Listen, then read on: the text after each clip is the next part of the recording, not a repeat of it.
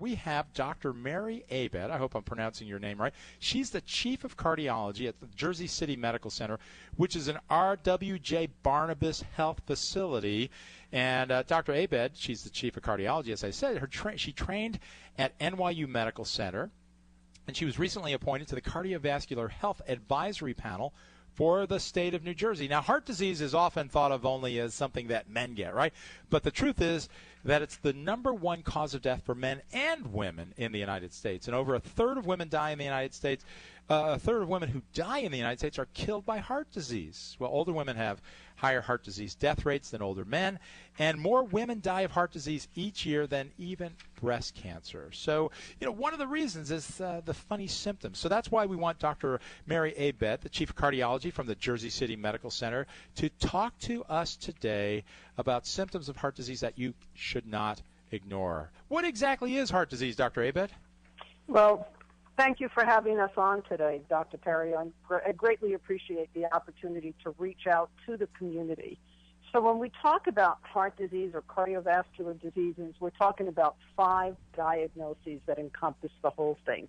That includes hypertension or high blood pressure, coronary artery disease, congestive heart failure, cerebrovascular disease, and peripheral vascular disease. But we often focus on coronary artery disease or blockages of the arteries because they're really all intertwined.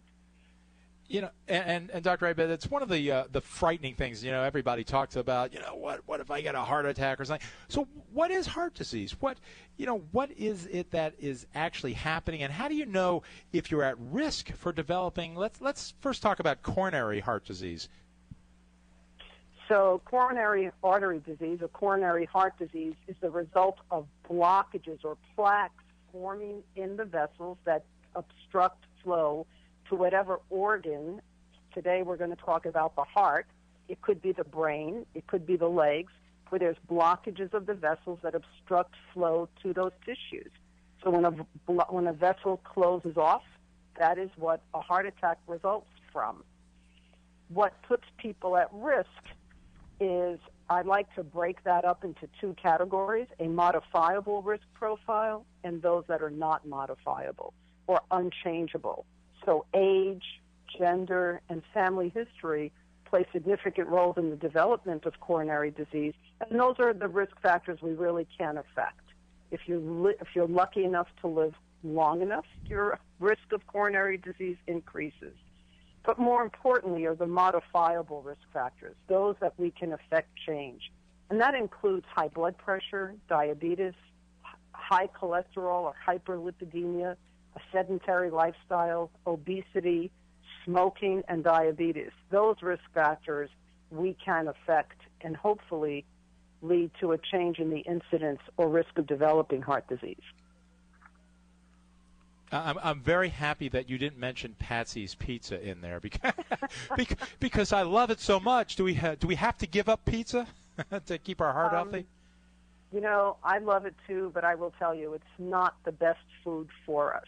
When we talk about what can we do, what are the potential things we can do to reduce the incidence and risk of developing heart disease, diet changes are very important. And in general, it's recommended that we follow what's called a DASH diet, and that is a diet, and DASH stands for Dietary Approaches to Stop Hypertension, but it's a very well-rounded change, and it includes a diet that's high in fruits, vegetables, whole grains, low fat, which pizza is not, meat, fish, poultry, nuts, and no artificial sweeteners or white sugars. This is really a diet I feel strongly that everybody should live by, and I hate the word diet. It's the way we should eat in general. Other lifestyle changes include increase your activity. Any activity is better than no activity. So it's not that you have to go to the gym and work out for an hour. Walk around the block for 20 minutes or walk around several. Any activity is good for the heart and for the body in general. Handling stress. These are lifestyle changes. When we talk about other risk factor interventions that could affect the development of heart disease, those are where we learn to control diabetes, we learn to control high blood pressure, controlling your cholesterol. Those are roles that the doctor will come into play and help you reach those goals. So I always like to refer to myself as the coach. So I'm the coach, patient's the player. So you have to make it happen. I can just guide you. All right. And that's a good way to put it. So you're going to coach women and men about proper eating and certainly smoking, probably the biggest single thing that people do to hurt their health. Don't you agree? Oh, it is the most modifiable risk factor attributable to the development of coronary disease. And it's not simply people will come in and say, I don't smoke 3 packs a day anymore. I smoke a pack a day. Every cigarette has a very, very negative impact on your vasculature. They cause severe vasoconstriction. It makes your blood stickier. It really is an incredibly smart product to lead to the development of blockages of the arteries of your heart. And I would encourage anybody who still smokes today to stop. And hopefully our young people are not picking up and buying those packs of cigarettes anymore, although unfortunately that still does occur today. Isn't that terrible? And I hate when I see in pharmacies, which are places that are supposed to be dedicated to good health, where I hate pharmacies that sell cigarettes. It just drives me out of my mind. Now, I know that some have given them up, but others, they just don't, and it's really inconsistent.